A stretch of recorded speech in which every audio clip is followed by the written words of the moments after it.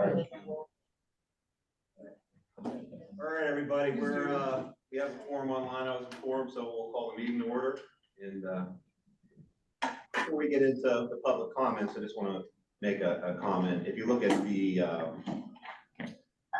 agenda, you will see that I know we have an outdoor rec contingent here. It's not on there. The reason being is that there was not a big action step to take. However, understanding that everybody's obviously very passionate about the outdoor rec, and we did roll it in the warden's report, so you can kind of update you on what's going on with the RFQ.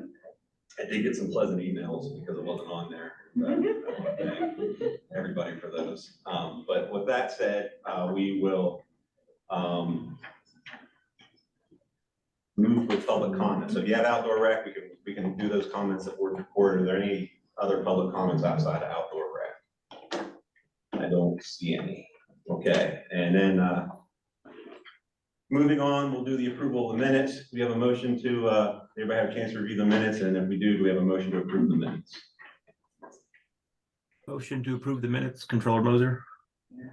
I'll second. All right, all those in favor? Aye. Oh, Aye. Any opposed? Aye.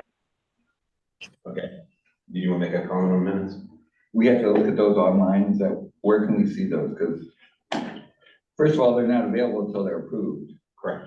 So I think they post them They online. post them on the county's agenda website. You can see all county meeting minutes. Once they are approved, they go onto that website. I think with all the other county, like. Yes, yeah, you can pick about every county board there is and review all the minutes there once they are approved. All right, so if there's an objection, you'd have to revise them at the next meeting. Well, that's up to the board if they Yeah. believe they need revised. Yeah, if you want to bring it up at that. All right, all right. All right. All right, the warden's report. Order. Good morning, everybody. I want to start off by introducing the new deputy warden for administration, Ms. Danielle Menarchek. Danielle has been with Center County since 2005. She started right before this jail opened up. She started up on the hill down in Belmont. You want to tell everybody about your background real quickly? That's fine. Sure. Good morning. So for the past 18 years, I have worked here at the correctional facility as a counselor, coordinating, developing, programming reentry efforts. And I'm just really excited to have the opportunity to step into the role of the deputy warden here. So take that with me in that experience. So Congratulations. thank you. Recently, our mental health counselor, Danielle Fox, left us for another position. And we thankfully found a replacement for her rather quickly. Samantha Phillips will be our new mental health counselor. She'll be starting Monday, the 25th.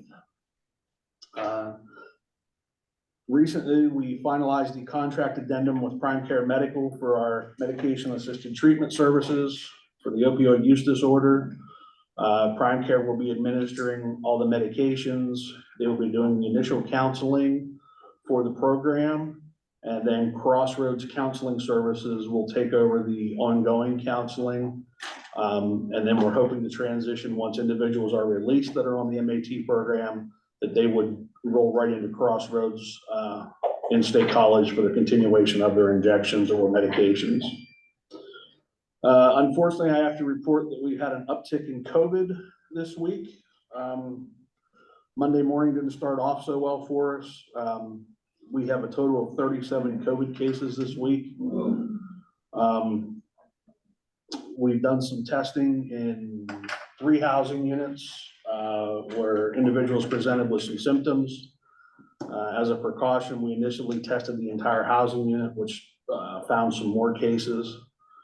So we're going to continue to monitor this, and unfortunately, I think this is just going to be, I'll use the terminology, a hamster wheel for us. You know, we get 25, 30 new individuals in every couple months, old ones leave, and we could be right back in the same cycle. So we have a meeting this afternoon at 1 o'clock with medical, the Prime Care corporate staff, one of the regional vice presidents. We're going to be talking about MAT. I want to talk about COVID. There are some jails that have stopped testing altogether unless you present with symptoms. And then Cassie, tell me if I'm wrong, that it's sort of like you have the flu. We haven't had any severe symptoms with this. I think we're in a much better place than we were when COVID started. So we're gonna have some conversations whether we're gonna continue to do the mass testing or just test those individuals who present as sick and then deal with those. Because we do have 24-hour medical care here. There's always a nurse in the building. So it may be something that'll change for us. It's not that we're ignoring COVID, but sometimes it hampers us with our ability to keep the jail running, because we have kitchen workers that we have to have. We have a plan in place that staff will take over running the kitchen if need be. Some of us have aprons ready to go, including myself, but, so it's just something that we think it's time for us to look at alternatives and what direction we're gonna continue to go with this, because we think this is gonna be a yearly thing and a continuation. And we gotta do our best to keep the jail running, as best as possible. Staff have been very good. We did put some staff back in masks in the housing units where COVID is present. They were real receptive to that, no problem. They understood it. Most people don't like wearing them, but the staff understood and they want to try to protect themselves as well around COVID positive. So more information for the board and everybody to come on that, but we are monitoring it closely with medical. And hopefully our numbers don't increase any more than they already are. You think the new vaccine? So, first of all, I have to acknowledge you for You think the, the so new? let's wait till we get there, then I'll chat, okay? Just hold on a second. So the question for me was, I think it was gonna be your question. There's a new vaccine coming out. Is it still the prison, does they still have that option to take the updated vaccines? Or how does that work? Yes, they still have the option to take the vaccine. Correct me if I'm wrong, some of the people that have been vaccinated still got it again. I don't know how much the new vaccine will help curb it. Honestly, don't know yet. So, but the new vaccine will be offered as soon as it's available, either through Prime Care or our partners at Bollesburg Pharmacy who stepped up early on and got us vaccines. So. And what I'll do is we'll finish the board's report, and if anybody has any questions or comments about the whole report, just keep things orderly. I'll have you raise your hand. I'll acknowledge you and you can ask your question, okay? Update status on the request for qualifications for outdoor recreation. Back in June, the board directed that I prepare an RFQ for outdoor recreation. I have been working on that. It's not quite finished yet. As everybody knows, we've had a lot of change in administration this year. With me moving up the ward and 2 new deputies. With all 3 of us basically learning our new roles, sometimes we haven't got to work on the RFQ as much as I need to, but it is on my priority list to get completed. What happens once I complete it, it will go to Mr. Fronick and legal for all the legal terminology stuff. And then we'll present the final product to the board once that's completed, so. So we'll go to Administrator Fronick, and then he'll take it to, He'll take it from the solicitor, we'll do the review to kind of tighten up the language. Yeah. Okay. Yep, and then once that review comes back from the county solicitor, we'll bring it back to the prison board for a review and final discussion. And then, I believe the commissioners probably have to vote on that as well to send it out. So that is the process, and we are working on it. And I just want to give everybody an update that it has not fallen off the table anywhere, so. Currently, we're running a training academy. We have 2 new officers for our facility in the academy. We have 1 of our food service staff in the academy, and we have 6 out-of-county officers. We open up our training academy to some of our surrounding counties who don't have the ability to send their officers to Elizabethtown, and they are not certified to run an academy, so they pay us a fee, as a minimal fee for us to train their staff. We still do have some openings for our officers, and we are in the process of interviewing, and we're planning on hopefully running an additional academy to begin sometime in late October. We recently successfully passed our yearly radiation safety inspection for the facility body scanner. And good news that we've been working on for quite a while now, the new tablets have all arrived. All inmates and general population now have an individual tablet assigned to them. Finished that up Tuesday of this week, yeah. They started last week and then finished up Tuesday this week. Everybody has their own individual tablet assigned to them, so there's no more sharing.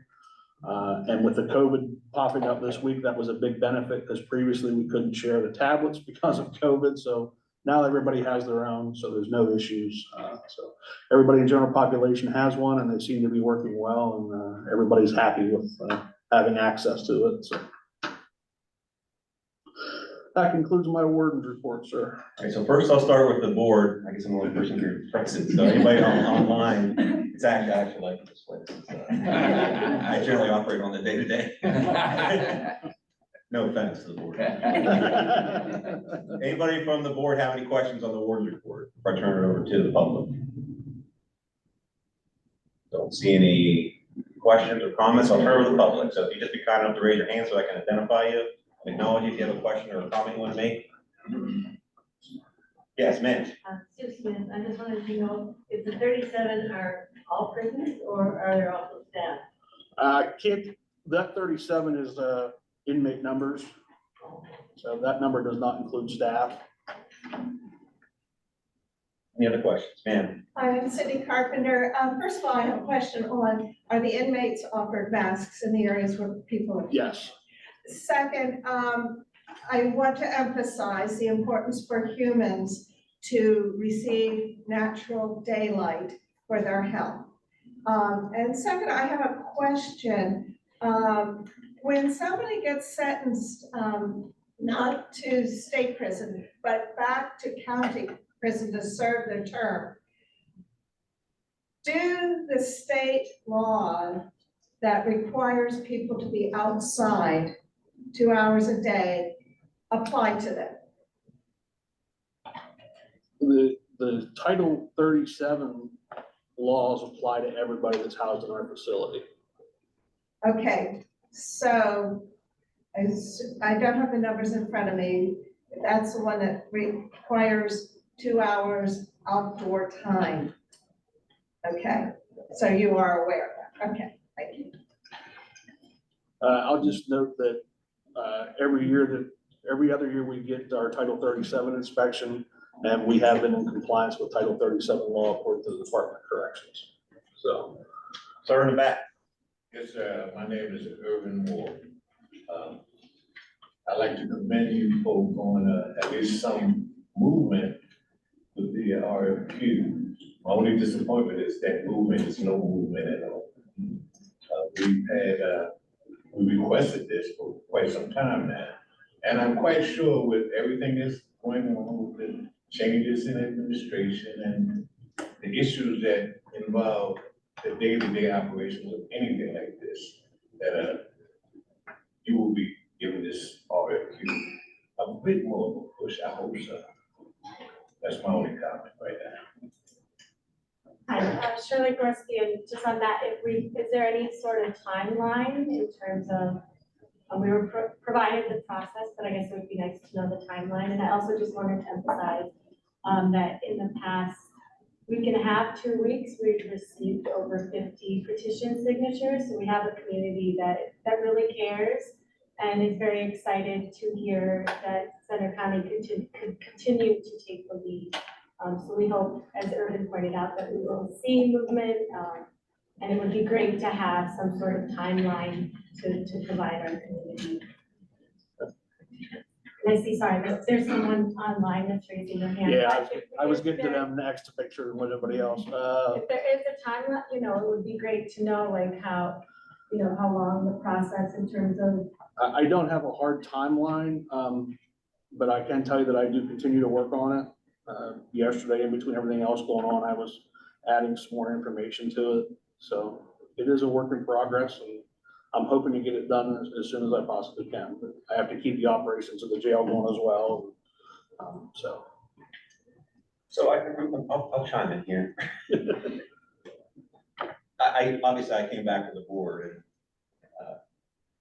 I guess volunteered for the chair position in January, and I was unaware of the movement with the outdoor rec. I mean, I think since I've been on the board and working with the board members, I think the first issue we overcame was whether it was already voted on and it was over or whether it was still out there, whether there seemed to be some sort of move towards alternative outdoor rec. Again, the commitment from the community and the passion basically kind of brought it back to the forefront. Once, I think, was it May or June? I can't remember. In June, the board voted Yeah, to have. 4 of us that voted that we needed an RFQ, which is the next step. Now, I can tell you that in doing what I do, that, I mean, sometimes I get frustrated with how things take a little time to do, but you know, the warden obviously has to run the prison. The RFQ, it's not like a 2 or 3 page document. I mean, it's a pretty intensive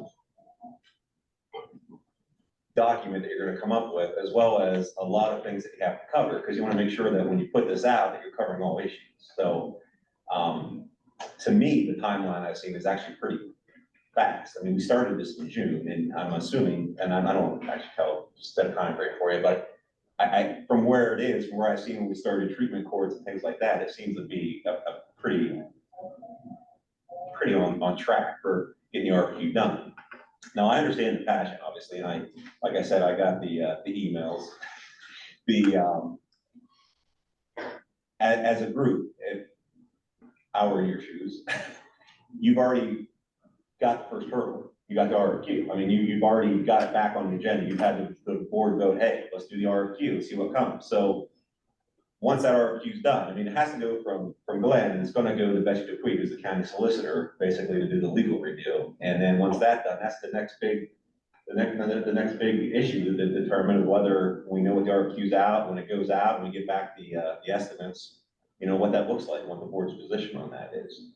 So, I do get that you're here, and I do get that you're making your presence known, but of course I look at things legally, but the next big movement will be once the RFQ is done, and then the board has to vote on what to do with the next step, and that's where, you know, if your voices want to be heard, that's where you want to be to kind of make that said. I just wanted to chime in with that, and I'm happy to answer any questions you have based on my comments. Yes. Can I find something? Yeah. I appreciate your perspective on this, and Yeah.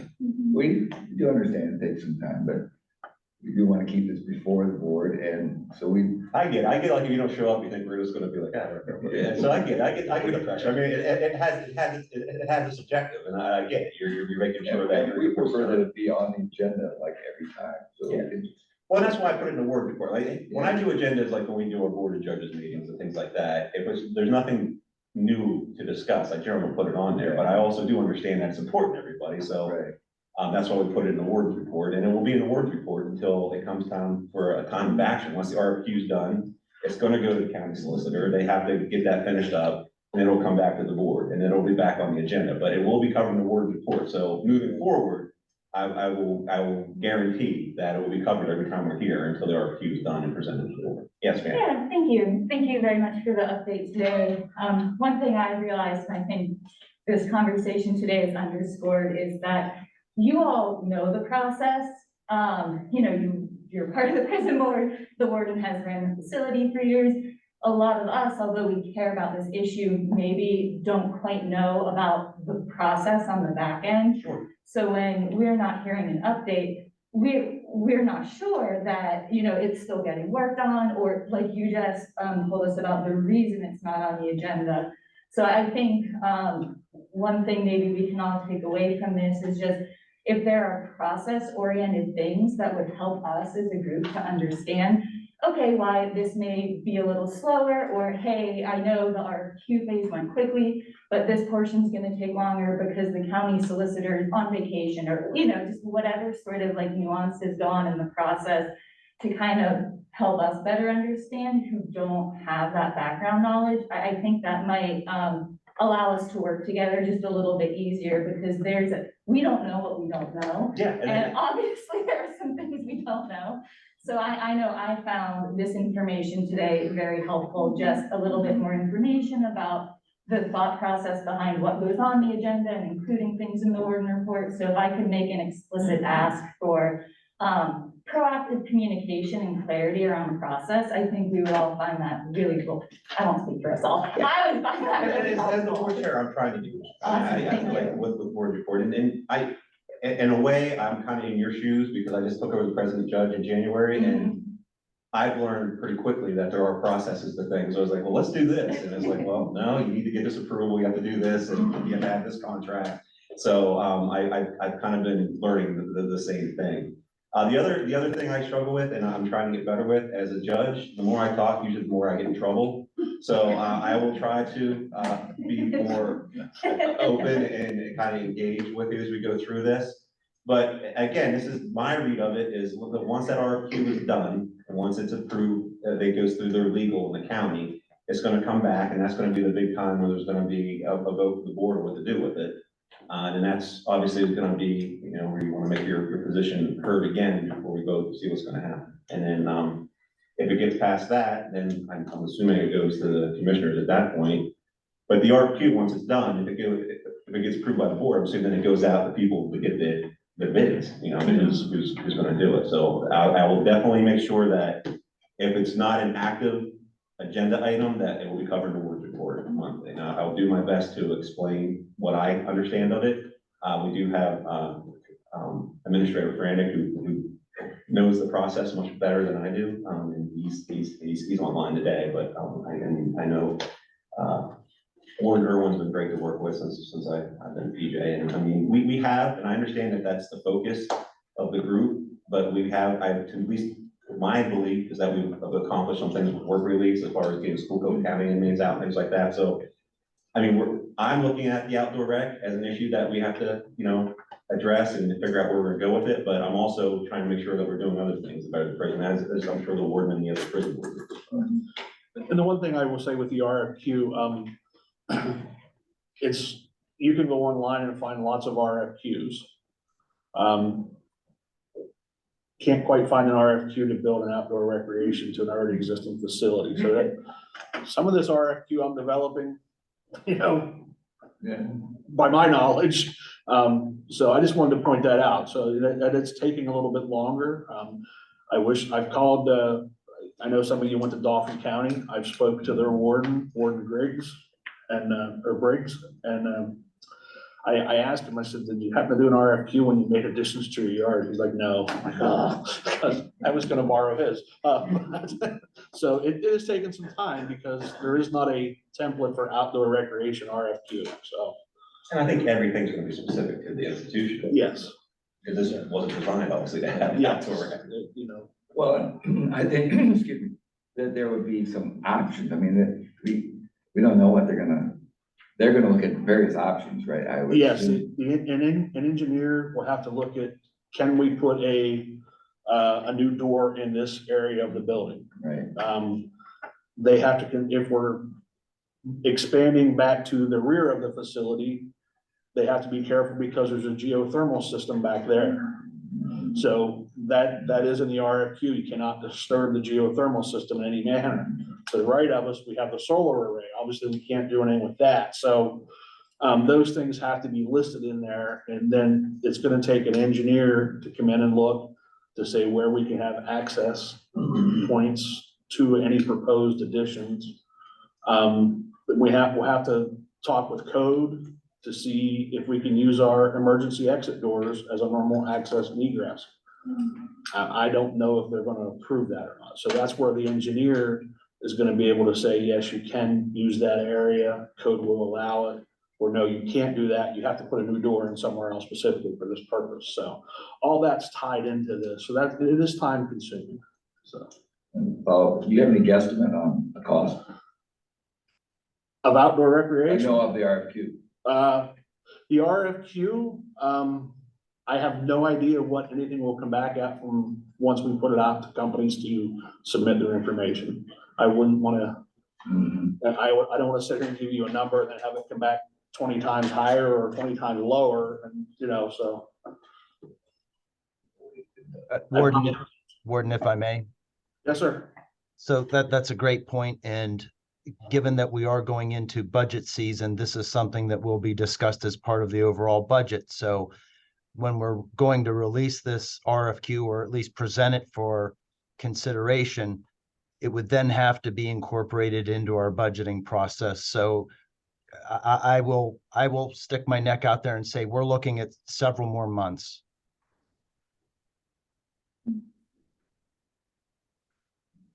Yes. Hi, this is Jeff Davidson, Harris Township.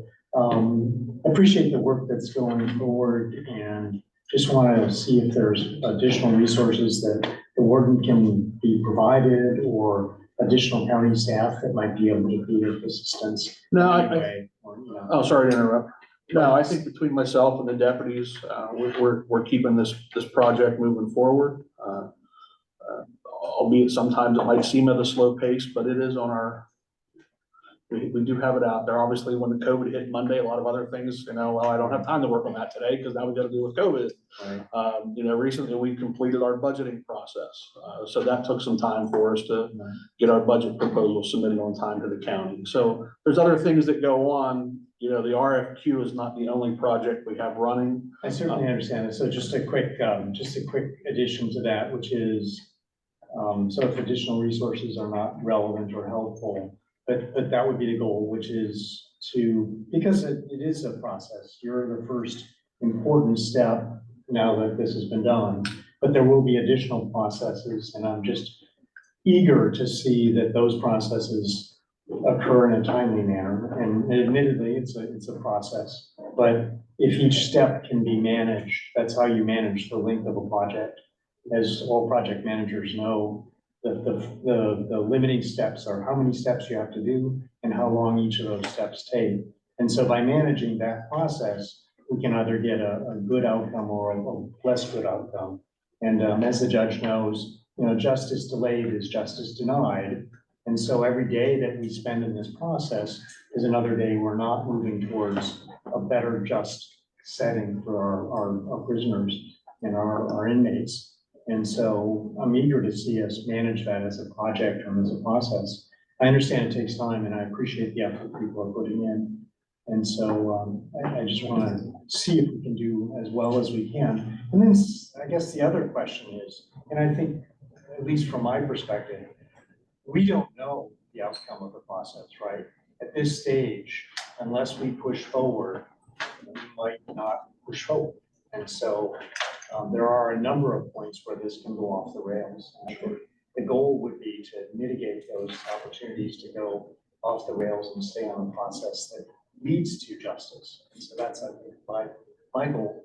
And if there's anything I can do to help, or others that I know can do to help, we'd be delighted to do that. Anything else?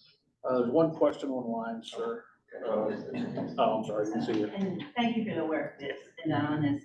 I do have a question. If we have a professional contact, such as a landscape architect, that's interested in working on this project, to send that anyone to me? No, once the RFQ is completed, it'll be put out for any companies to submit their qualifications to do any possible project for. So at that time, once it is done, the county publishes it. Is basically seeking bids, or in this case, your qualifications to design what we're looking to do. Looks like there's one question online from Aubrey Talon. All right, Ms. Talon? Can you hear me? Yes. Awesome. Good morning, everyone. I'm Aubrey Talon. I'm a local resident and a Master of Science in Recreation, Parks, and Tourism Management. I'm here to talk this morning to support the ongoing discussion regarding incarcerated people's access to meaningful outdoor recreation at the Center County Correctional Facility. As an outdoor recreation professional, I firmly believe that it's Center County Correctional Facility's job to provide outdoor recreation and the space to perform it expediently to incarcerated individuals. This small yet transformative step can significantly improve the quality of life for incarcerated people, as well as reduce recidivism rates and promote better overall health, which lowers the healthcare costs for those incarcerated. I'll begin by acknowledging that our justice system aims not to be solely punitive, but to rehabilitate individuals and prepare them for successful reintegration into society. In keeping with CCCF's mission statement, a correctional facility's goal should be to, quote, provide a humane facility through which effective programming and education with an emphasis on preparation for successful reentry. You say you strive for innovative rehabilitation to reduce recidivism. Outdoor recreation plays a crucial role in achieving this objective. When incarcerated individuals have access to outdoor spaces and recreational activities, it has a profound impact on their well-being. While most focus on the physical importance of outdoor recreation, I would like to focus on the mental health value as well. The American Psychological Association reports about 60% of those incarcerated in jails in the United States experience mental health issues and concerns, compared to about 21% of the general population. While access to green spaces should not be the only intervention these individuals receive, there's ample evidence to support improved mental health outcomes for those who engage in outdoor rec regularly. The Nature RX program, being piloted worldwide by doctors over the last decade or so, has provided ample data regarding these benefits, demonstrating clear improvements to mental health in those who spend regular recreational time in green spaces.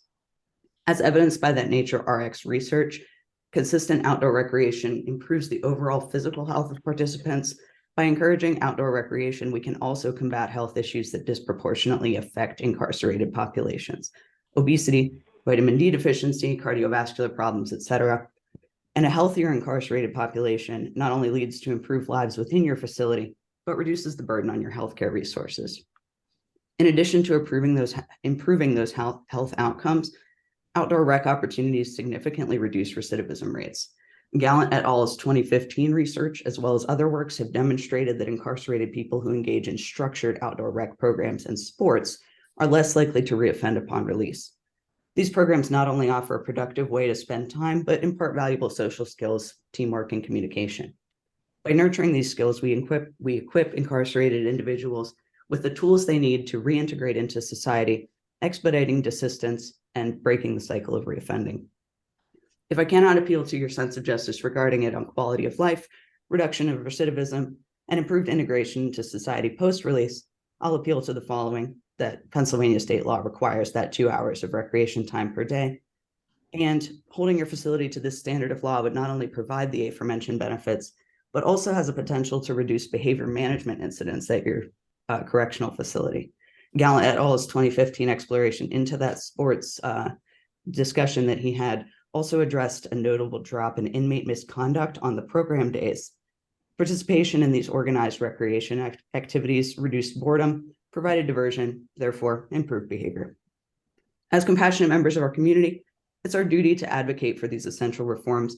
By investing in outdoor recreation for incarcerated individuals, we not only fulfill a moral imperative, but we also contribute to a more just and rehabilitative criminal justice system. So I think this is a good opportunity to continue making this positive change that will benefit both our correctional facilities and our society. And I'm calling on you all today to fully prioritize providing the state mandated 2 hours of outdoor time per day, providing a designated recreation space in which to do so. And finally, I'm calling on you to ensure a qualified recreation administrator is present as you integrate this program more holistically into your programming. Thank you. Thank you. Anybody else online?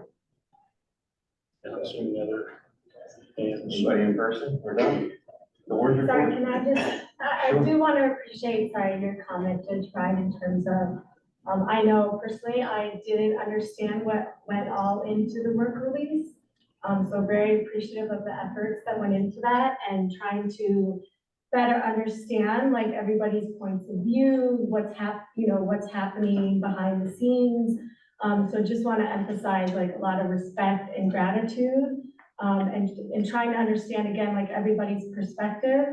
And so I think with that, I know that the staff at Dauphin County was very excited, as they were going through the process of getting outdoor rec.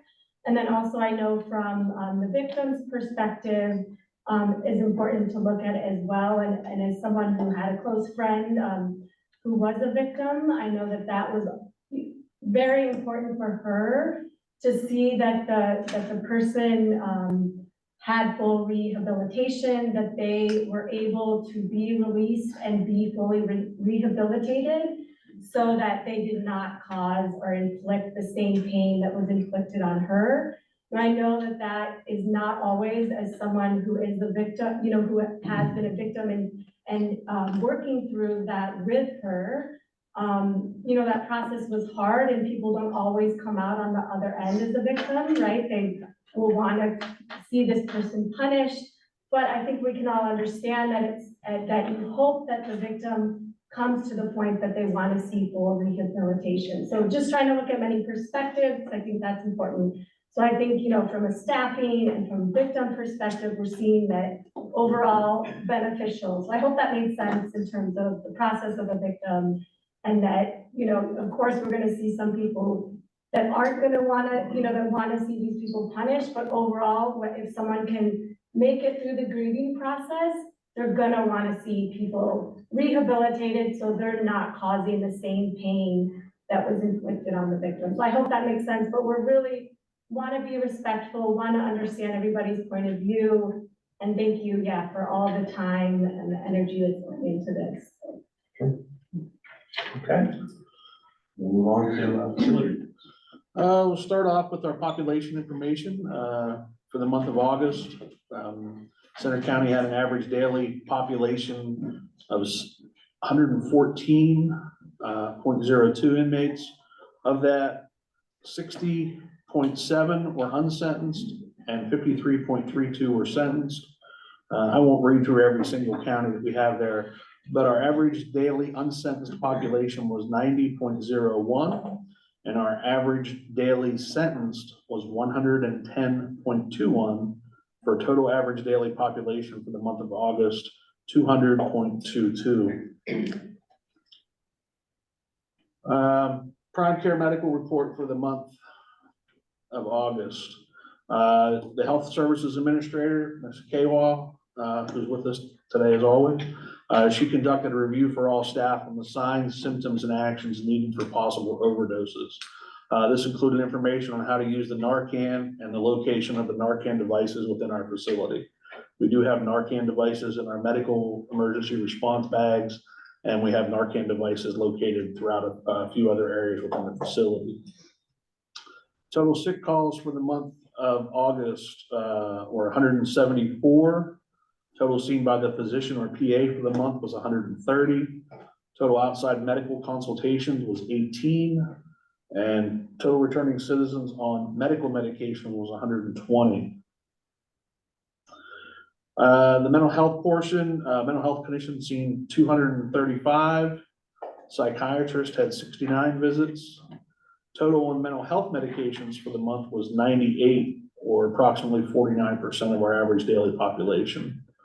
Co-occurring disorders for the month, when they were admitted, were 31, and only 18 of those are medication compliant upon commitment. Sorry, took my eye. Suicide watches for the month were 13, and suicide watches that involved detox, there were 6 of those. This chart shows our detox. You will see that meth continues to be the most prevalent. I think that's 2 months in a row that meth was the most, with 13. The areas that you see with the 3 X's, that means fentanyl was detected in the person's system. And you will see that several of those have multiple X's going across the lines. That means they were on more than one drug, or this month alcohol, we didn't have anybody detoxing from alcohol, which was an anomaly. Sorry. So, but I wanted to show, I'd like to show that chart because it really hits home with what the most prevalent drug use is amongst those committed to our facility, and meth continues to be the highest at this point. Our mental health ratings for the month. We had category A was 43, category B was 38, category C was 140, and category D, which is the most severe, we had a total of 32 individuals for the month. Moving on to our work release, we had 27 individuals. My fingers moved too quick.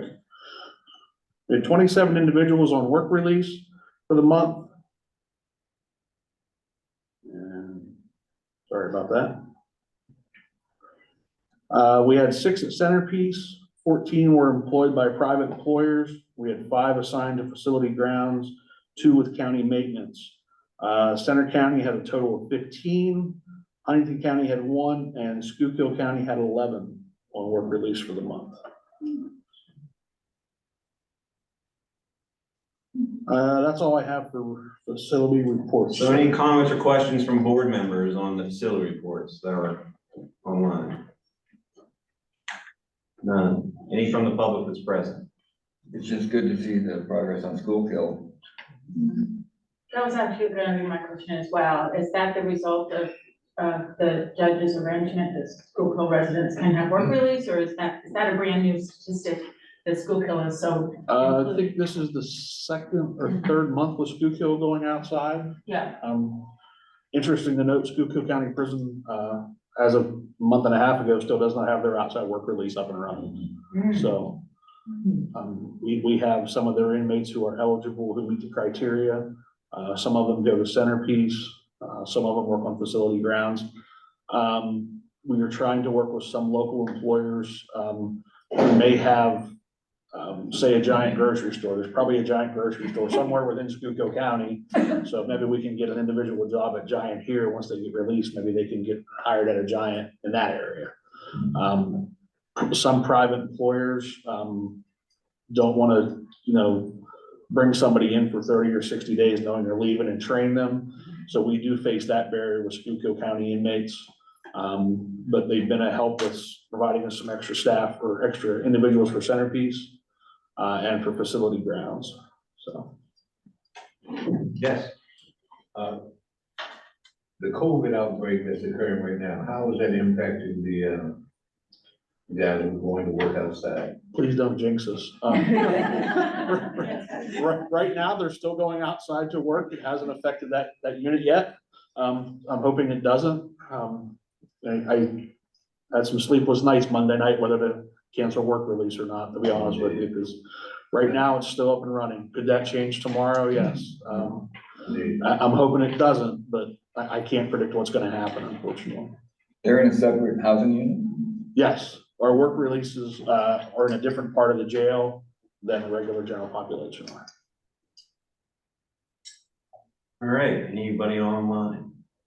Just to circle back to Schuylkill County, I know we kind of lost track of this, but this was brought up by Attorney Cantorna, who then obviously I worked with the judge in Schuylkill County, but it gets done because the warden actually, they were close to deal with their warden. So without Warden Irwin doing this, then we don't have Schuylkill County. So the actual person who made it happen at the very end was the warden. So we talk about him doing a lot of different things. He worked pretty hard on that and we got that done. So I just want to recognize the warden and the fact that we have 12 people that wouldn't be out because of the work that the warden did. So we'll move on to new business.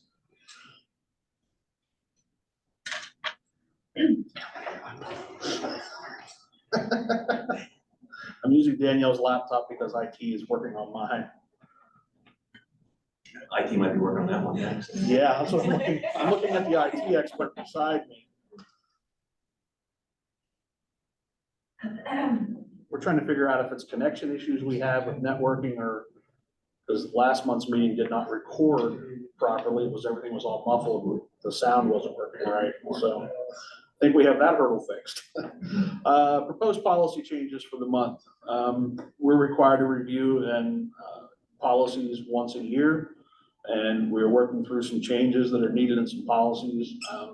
Just as a brief statement, instead of listing every policy that we change gender neutral terms, every policy within the facility is being updated to reflect gender neutral terms. So policy number 123, electronic tablets, we've updated to reflect the individual tablets that have been issued, the assignment and collection procedures for the tablets, and the times the tablets can be used. Also updated the mail procedures for disciplinary custody inmates. As they do not have a tablet, we had to come up with a method to get them their printed mail because mail will be switching to the tablets October 1st. The 305 policy, the armory, we added some different munition types and storage requirements for each of those. 306 audio and video recording storage. We added helmet worn cameras as considered as a body worn camera. We changed our deletion time to videos will be deleted at 90 days unless the administration deems necessary to maintain longer. And the videos are not subject to the right to know law under the Law Enforcement Act. Use of force policy, 307, we added body worn camera language. And the various requirements for times to when to use your camera. Restraint chair, again, was adding body worn camera language to expand the use of those devices. Policy 313 contraband, we removed an outdated procedure for documenting information and updated with a new procedure on where the information is documented. 315 key control, we updated the storage location of our spare keys. We recently moved them within the facility to a different area. 316 cell searches, we added body worn camera language again, and we changed to perform searches on the housing units as part of policy. 317 perimeter checks, we updated the officer reporting method, and we added the solar array field to list of areas that are to be checked. Last, 319 protective custody, we updated the recreation times and escort procedures. I just asked the board for your consideration and approval of those said changes. All right, any comments from the board members? We have a motion to approve. I'll move to approve. We have a second. Second, Controller Moser. All those in favor? Aye. Aye. Aye. Aye. Okay, all those opposed? All right, approved. Thank you. That concludes my new business, sir. All right, monthly reports. Criminal justice plan. Just briefly, Glenn mentioned a couple of things regarding grants. So for the new mental health specialist, that is a grant funded position. That has to be modified when a different individual holds that position. And then there's also, we have to request an extension into next year. That grant was supposed to end December 31st, but we obviously have not spent funds while the position's been vacant, so that has to be modified. The MAT grant, since we're making changes to that, that also has to be modified and approved by the state. And that one is for $500,000. So that is considerable work. And then I'm working on a new grant that's due next week. The state put out some COVID money that Department of Health apparently forgot to spend. So it's very limited on what we can use it for, but COVID tests are one of them. Problem is, we can't really stock up because they expire too soon. So we are working on that grant as well. So that's due next week. That's all I have. All right, prison side. Nothing really to report, we're real busy. I think the thing that's significant for us at least is, and some of you might know John Hargraves, he's our Director of Volunteers, he's been with the Prison Society for 20 years, so he's retired. So somebody new will be assigned. John was part-time, this person will be full-time, and so we're excited to have more supervision and help. And if I could, maybe I'll let Kathy talk about this too, but Kathy's not, I didn't say that out loud. I'm sorry. Barbara and I and several other nonprofits are partnering up to have a Happier Free celebration on October the 6th. And it really is to help to celebrate people who are in recovery and recognize the good work that they're doing. So that'll be on October 6th at Centerpiece. And several commissioners and VIPs like yourselves have shown up in the past for what is coming. And then earlier that day at 8 o'clock, I'm so impressed by the people on the county level and other organizations who have case managers and people who go above and beyond in serving people leaving incarceration, but also those in recovery. And so we're having a free breakfast and we're going to give certificates of recognition to people who have just gone above and beyond. And so if anyone's interested in coming for that, please let me know so we have food for you. But we're expecting a good crowd we did last year. And we're excited to recognize real special people. And again, that's October the 6th. And if you want more information, please just let us know. Yeah.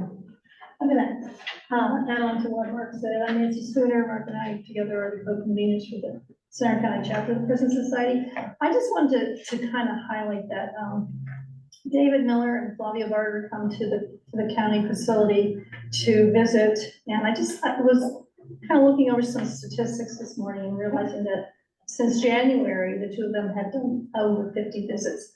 So we just want to kind of highlight that, and also want to say how much I appreciate your clarification for how the whole RFQ thing is going to go. I appreciate that. That makes, it just is very happy how it's all going to work out. So thank you for clarifying that. Just hope I'm right. You just told us all the wrong information. Mr. Fran, was I on point?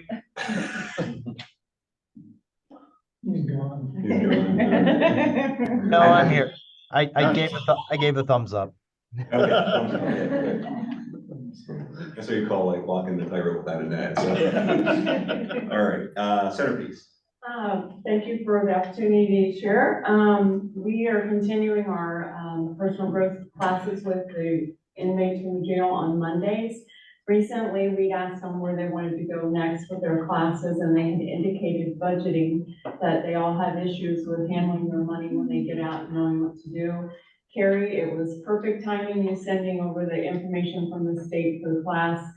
Our staff is taking the class to be able to teach a class called Build the Financial House, that's specifically for returning citizens, and also includes some funding that's available for them for continuing education post-incarceration, because statistics state that when they do continuing education, there is the recidivism is lower. But we have great participation from everyone. We greatly appreciate the new Schuylkill inmates that have been coming. They're very grateful to be out and to be considered for work reentry, and we appreciate having them as well. And we thank you for your partnership. And as far as the Happier Free, on that Friday night, there will be food trucks and there will be games for kids. It's a family filled event.